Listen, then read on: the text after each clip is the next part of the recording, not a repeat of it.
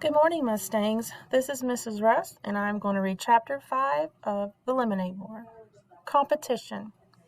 Competition, a noun. Rivalry in the marketplace. Dinner that night at the Treskys was quiet, so the explosion that followed seemed especially loud. It was Jesse's turn to clear and scrape the dishes. Evan's turn to wash and stack. Evan looked at the pile of dirty dishes on his left. Jessie was ahead. She was always ahead when it was her turn to clear, but tonight it felt like she was taunting him. To Evan, every plate scraping sounded like, "Can't keep up, can't keep up." Evan was scrubbing the casserole pan when Jessie stacked the last dirty dish by his elbow. Then she stuck her hands under the faucet to rinse without even saying "excuse me," and shook her hands practically right in Evan's face and said, "So how much money did you make?" That was it. He couldn't hold it in any longer. "Why'd you do it, huh? Why did you have to ruin the one thing I had going?" For a second, Evan wasn't sure if he meant the lemonade stand or Megan Moriarty. In a mixed-up way, he meant both. And when there was no way he was going to tell Jessie that after paying back his mother for the 4 cans of lemonade, 1 can of grape juice, and 1 bottle of ginger ale, she had pretty irritated when she came down from the office and there wasn't a single cold drink in the house. He had walked away with $2.11. On top of that, he was pretty sure Scott had kept the $5 bill they'd earned.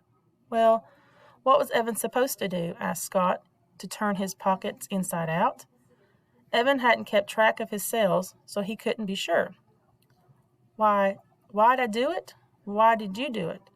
"Why'd you invite that jerk over for a lemonade stand?" shouted Jessie. "And how come you wouldn't let me play? You're the one who was mean." "You're such a show-off," said Evan. "You always have to let everyone know that you're the smart one." "I wasn't showing off. I was just trying to have a little fun. Is that against the law? You wouldn't do a lemonade stand with me. Then I won't do a lemonade stand with you. I'll do one with my friend Megan instead." "You cannot be her friend. You cannot be her friend," shouted Evan. "Why not?" "Because you're a little kid. You don't even belong in the 4th grade, and because you're just an annoying show-off pest and no one likes you." The words felt like disgusting spiders running out of his mouth. They were horrible, but it felt so good to get rid of them. Then Evan saw Jessie's lips tremble. Uh-oh, Jessie was a howler.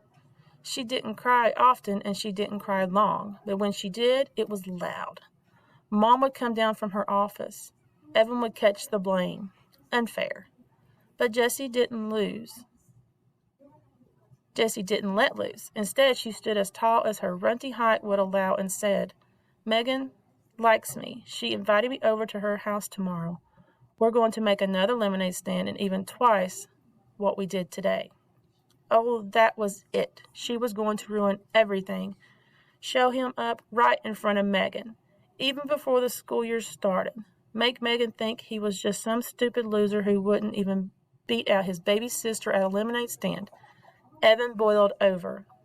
"I wouldn't count on it, Juicy," he said. Jessie hated that nickname, and Evan only used it when he had to. "I'm going to have a lemonade stand every day until school starts, and I'm going to earn $100 by the end of the summer, enough for an iPod." "Oh, please, like you could if you wanted to," said Jessie. "Megan and I already have $12 each today. We could have $100 like that." Jessie snapped her fingers. "And then what?" said Evan. "You'd lock it up in your lockbox and save it till you were 50 years old? You're the biggest miser in the planet." Jessie stiffened up. Her mouth made a funny O, but then she put a hand on her hip and smirked at Evan. "For your information, I'm going to make a $100 donation to a charity." Evan snorted. "Yeah, right. What charity?" There was a long pause, and then Jessie said, as smooth as whipped cream, The Animal Rescue League. Megan and I talked about it today." "You don't even like animals," said Evan. "Everybody likes animals," shouted Jessie, "and I'm going to give them $100, so you can't ever call me a miser again." "I hope I never have to talk to you again," shouted Evan. "Hey!" A sharp voice came from the stairs. Mrs. Tresky had a pencil stuck in her hair and a worried look on her face. "I could hear you two all the way in the attic, with the air conditioner on high. What's up?" Evan looked at Jessie. Jessie looked at Evan. They had taken a vow. A spit vow. Ever since Dad had gone, they had vowed not to fight in front of Mom. It made her sad, sadder even than when Dad left. Nothing, said Evan. Nothing, said Jessie. Mrs. Tresky looked at the two of them. Come on, out with it. What are you two yelling about? It wasn't a fight, Mom, said Evan. We were just joking around. Yeah, said Jessie. We were goofing. Sorry we got you out of your office. Mrs. Tresky looked at both of them with her laser eyes. Jessie hung the dish towel on the oven handle and fiddled with it until it was perfectly straight. Evan bent over the casserole pan and scrubbed it as if his life depended on it. He scrubbed so hard his elbows bumped the fruit bowl. A cloud of fruit flies rose into the air and then settled back down. Oh, goodness, said Mrs. Tresky. Would you look at those fruit flies? Her shoulders slumped. All right, well, I'm going back up. Can you guys handle showers and reading, and then I'll be down to tuck and turn off lights? Sure, Mom, said Jessie. No problem, said Evan.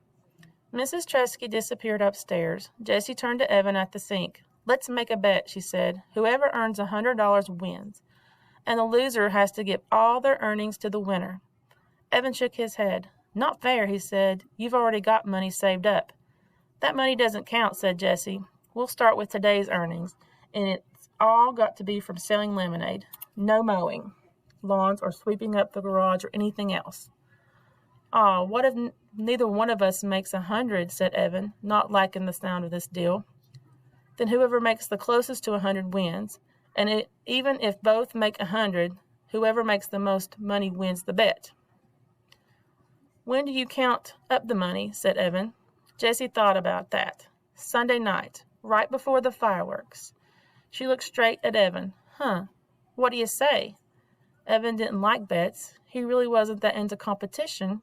He loved to play basketball and always gave it his all, but winning or losing, it didn't make a difference to him. He just liked to play. But this was different. This mattered. If he didn't beat Jessie at this, if he couldn't win against his little sister in a lemonade war, then Evan thought of the school year stretching in front of him. It was all over. He might as well just give up on everything right now. It's a bet. $100 by Sunday night. Winner takes all. He shook his wet hands over the sink, dried them on the dish towel, and gave Jessie his most menacing look. You better pray for mercy.